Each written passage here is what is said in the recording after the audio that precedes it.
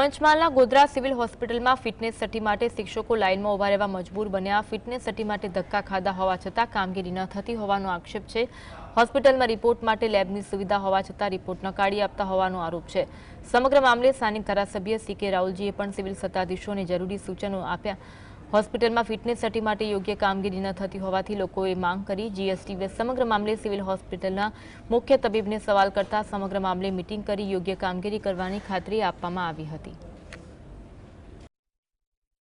અમે ગઈકાલે સવારે 9 વાગ્યાથી આવ્યા છે અને કાલે અમારા બધા રિપોર્ટ થઈ ગયા। સાંજે અમને એવું કહેવામાં આવ્યું કે બેન નથી, કાલે આવજો। તો અમે સવારે આજે 9 વાગ્યાથી અત્રે ઉપસ્થિત છીએ અને હજુ સુધી લાઇનમાં જ છીએ। અને મારી સ્કૂલ અહીંથી ગોધરાથી 35 કિલોમીટર દૂર છે, અંતરિયાળ વિસ્તારની સ્કૂલ છે। બાળકોના શિક્ષણ માટે પણ શું વ્યક્ત કરવું, આ બીજો દિવસ છે। અમે મેડિકલ ફિટનેસ માટે જ આવ્યા છીએ। હવે આમાં સહી થશે ને પછી અમને મેડિકલ સર્ટી આપશે। સ્ટાફ છે એ પૂરતો એમનો જવાબ આપતા નથી અને કેટલાક રિપોર્ટો આ બે બહેનો છે એમનો એસ ક્રિએટિવનો રિપોર્ટ, એસજીપીટીનો રિપોર્ટ દિશા લેબોરેટરીમાંથી બહાર કઢાવ્યો છે। અમારી પાસે મશીન બગડી ગયા છે, આવો જવાબ આપે છે। અને મેં પોતાએ પણ માન્ય ધારાસભ્ય શ્રી સી.કે. રાહુલજી સાહેબનો ફોન કરવા છતાં પણ છેલ્લા અઠવાડિયા પહેલાં મેં ફોન કરાયેલો ભરતી થઈ તે દિવસે, છતાં પણ અહીંયા લાલિયાવાડી દેખાઈ રહી છે।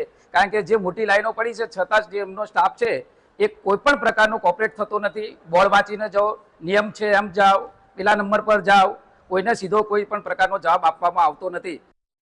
અને સ્ટાફને પણ જાણ કરવામાં આવી છે કે વ્યવસ્થિત રીતે રેગ્યુલર જેટલા પણ આવે એ લોકોને ટોકન આપવાની પણ વાત થઈ છે। ટોકન આપી દઈશું, એ પ્રમાણે આવે અને આરામથી ફિટનેસ લઈને જાય એવું વ્યવસ્થા કરેલ છે। હા, કર્મચારીઓને હું એક મીટિંગ લઈ લઈશ તાત્કાલિક, એમને જાણ કરી દઈશ અને કઈ રીતે શું આપણે વ્યવસ્થા કરી છે એ એમને જાણકારી થશે એટલે જવાબો પણ વ્યવસ્થિત આપવા માટે જાણ કરી દેવામાં આવી છે।